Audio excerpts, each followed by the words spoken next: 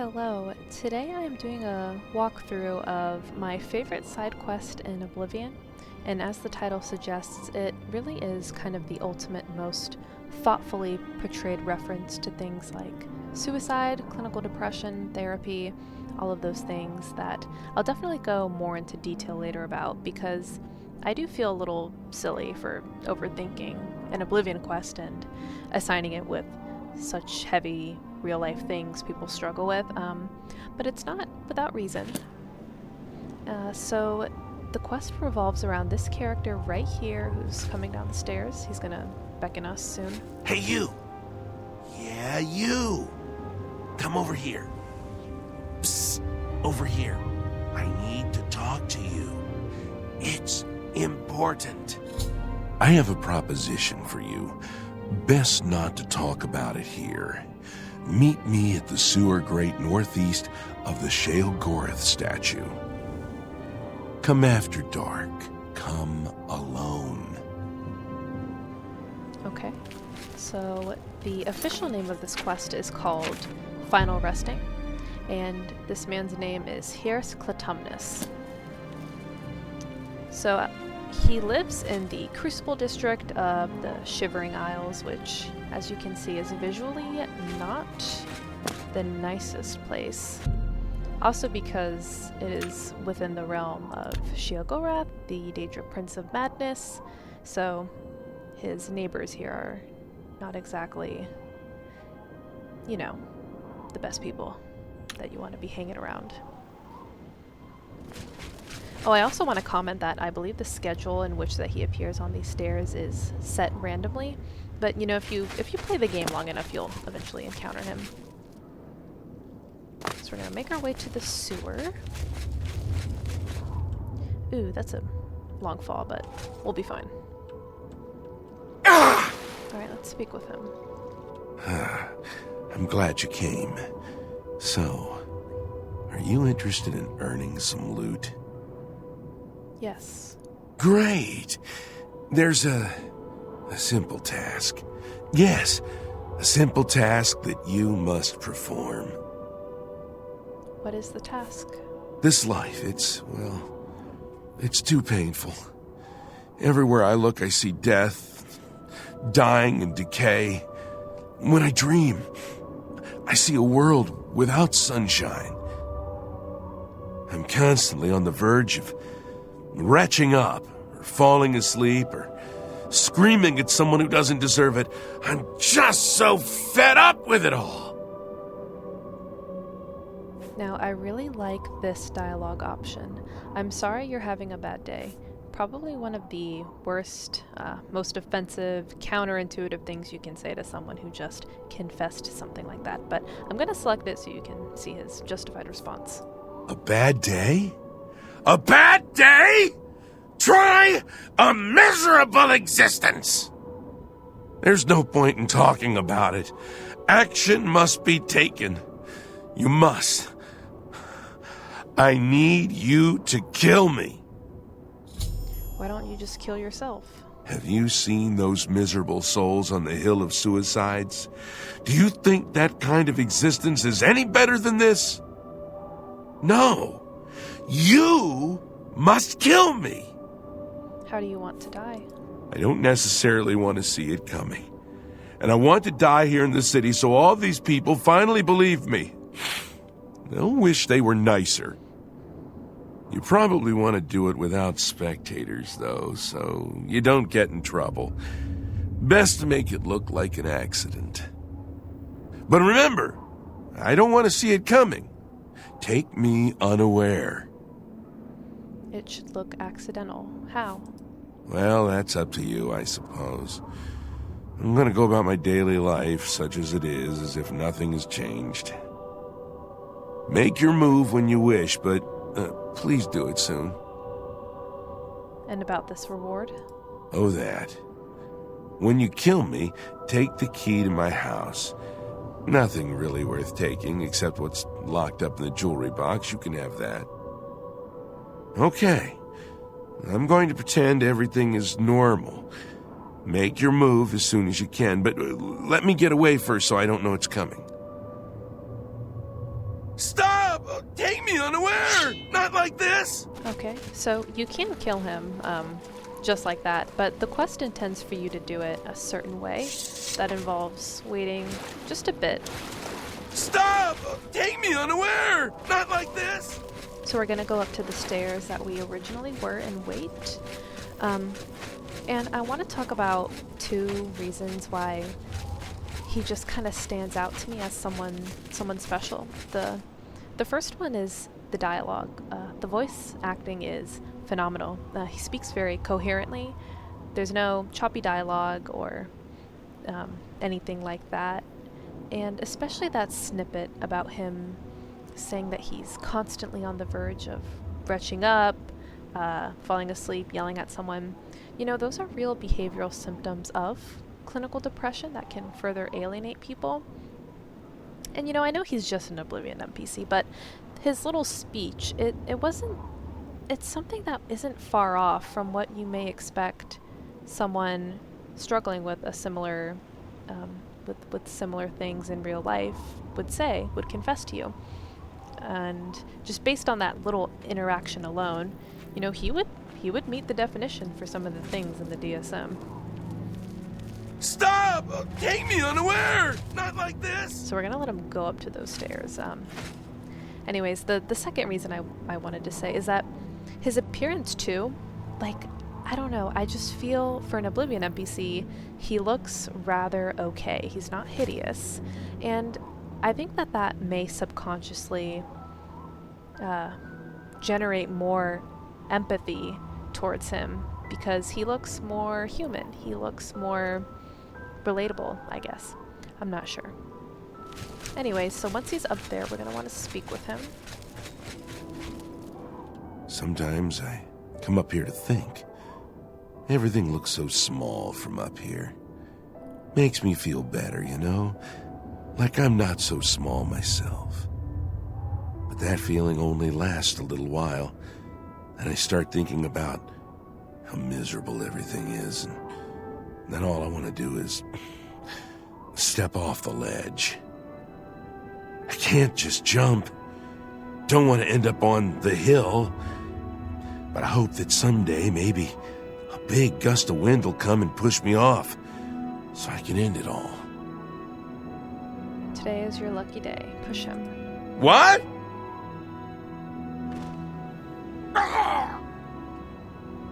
Peace at last.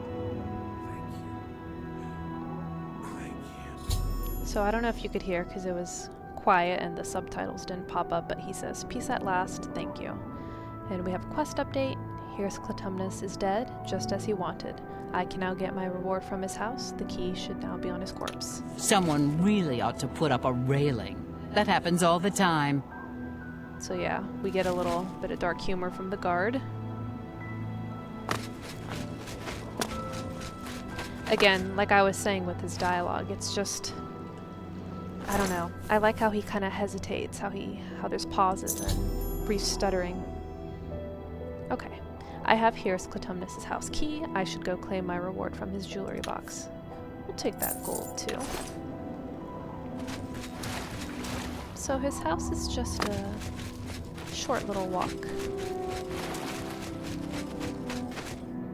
Let's wait until it's a little light out.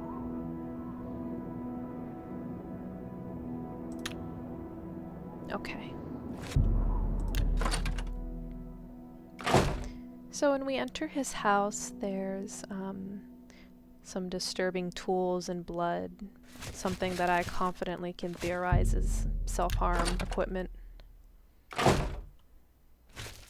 So here is his room.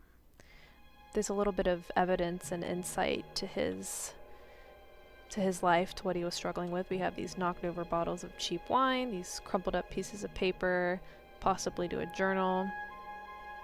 And on his nightstand we have the Liturgy of Affliction. Quite a title. I'm not going to read the whole thing, but I'll flip through the pages for those who want to pause. I believe it's just a biography or an autobiography of some depressing things.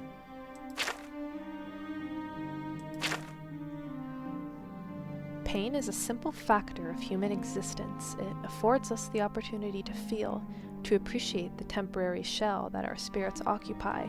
Pain is the greatest gift that the gods have ever given mortal man. Yeah, not something he needs to be reading. Okay, let's go in the jewelry box. So we have two things, the Ring of Happiness and his will. When you take the ring, this is technically the completion of the quest, but of course if you play for the story, you're going to want to read his will, which I will read because it's probably one of my favorite little mini pieces of literature in this game. Okay. I've wanted to die for quite some time. Things just aren't going right. Never have gone right, really. No one seems to care either, nor even notice I exist. Not that I'd have much to say, even if someone had wanted to be my friend. I'd make a lousy friend anyway. I'm probably even boring the person reading this. I'm certainly boring myself. Not that anyone will ever find this note. Oh, but if they do... If they do, it means that I've been granted my greatest wish, to be released from this mortal coil. This isn't a suicide note, no. That would mean I've taken my own life, and we all know what that means. Who wants that kind of existence? To be reborn on a hill every day, reset as if nothing ever happened. That's even worse than the life I'm living, life I've lived. Yes, yes, yes, I'm sure I'm happy now, the dead me. The me writing this note isn't happy at all. Never have been happy, really. Anyway, the purpose of this note is to say thank you to the man or woman who has killed me. Thank you. All I really have is this queer little ring.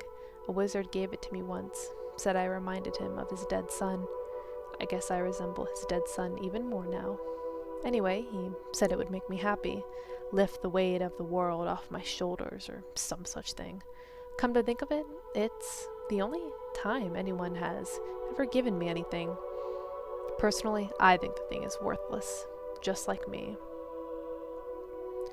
I tried it for a while, the happiness ring, but eventually I couldn't wear it anymore. It made me feel odd, not myself. I didn't like feeling that way, so I locked it away. It's pretty enough, though. It might fetch a few gold coins at the merchant. Sorry not to leave much more behind, but my life never really amounted to much anyway, did it? Yours very truly, Hirrus Clutumnus, deceased. Okay. So I'll show you guys the attributes. Feather, light, water walking, fortify personality. You know, these are all enchantments that kind of resemble, how to put it, feeling lighter, having a, quote, better personality. And to me, my opinion is that this ring of happiness is a reference to therapy. So that could mean psychotherapy, talk therapy, antidepressants, all of those things are considered therapy. And when I first read his will, back when I first did this quest, I immediately thought that, you know, this is why some psychologists and therapists and researchers in the field tend to refer to depression as such a tricky disorder to tackle. As implied in his will, people can really over-identify with their diagnosis, you know, living with it for so long that even when trying to change for the better, it's scary. It's new. It can threaten a part of yourself to the point where there's some resistance, where there's faulty cognitions. And you know, good therapists are very aware of this, and they take extra patience and compassion, but you know, and also talking about antidepressants too, those are a whole other ballpark. Even low risk medications, those can still produce some adverse effects. They might need to be adjusted, the dosage. And also too, my opinion is the title Ring of Happiness. I don't know, it's a bit condescending. It's almost like a mockingly sugary promise that you're going to be happy. Translated like into real life, it kind of reminds me of those like creepy antidepressant commercials. And of course, as a disclaimer, I am 100% pro-therapy, but unfortunately, things like antidepressants and therapy are products and services at the end of the day. And if you're someone looking to make profit, you're not going to advertise all the things I just said. You're going to say only what you're legally obligated to. That's just what Ring of Happiness reminds me of, you know? Anyways, the real gem of this quest is you can find his body in the graveyard of New Sheoth. It's just outside the city. But you know, ultimately I think it's really sad that he became a victim of this debilitating condition.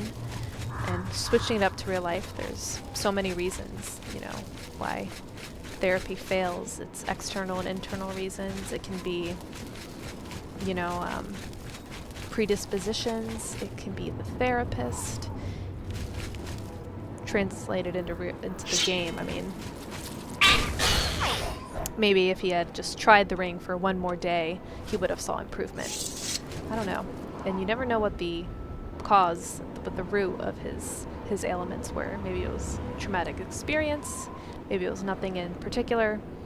From what he implied in the will, he was always like this. So, anyways, here's the graveyard. They've got some witty little dialogue on the tombstones. This one is my favorite. We ate him and buried the bones here. Anyways, so he is, I think, yeah. Hirrus Clutumnus never felt like he fit in anywhere. He fits in a coffin quite nicely now. Yes. Very clever. So just, I guess some final thoughts. This quest is the quest that I always show my friends who don't play Oblivion because it's shocking, it's deep, it has a little bit of dark humor that you can laugh at, but at the end, you know, the reaction is always the same. It's the, you know, where is his option? Where is the option to be his friend? Where's the option to help him? And while I agree that would be nice, I almost prefer it this way because it's an important tragic lesson based in fantasy that, you know, there, even if you aren't close enough to call someone your friend or some help to receive, there are still silent observers in your life that care about you and that would hypothetically want to help you or be your friend, you know, and that's us, the player. And although we all crave close intimacy and need real help, there's a beauty to be found in strangers and small casual interactions and, you know, the little things that can either just be a nice fleeting memory or evolve into a deeper relationship, or you never know. But those potentials will never be obtained if you do something like he did and kill himself, right? So I'm sorry that I really don't have like any optimistic things to add, but that's it. I think that this quest is phenomenal. It really touches something special that unfortunately a lot of people relate to, but I enjoy it. I hope you guys enjoyed it, and that's it. Thanks for watching.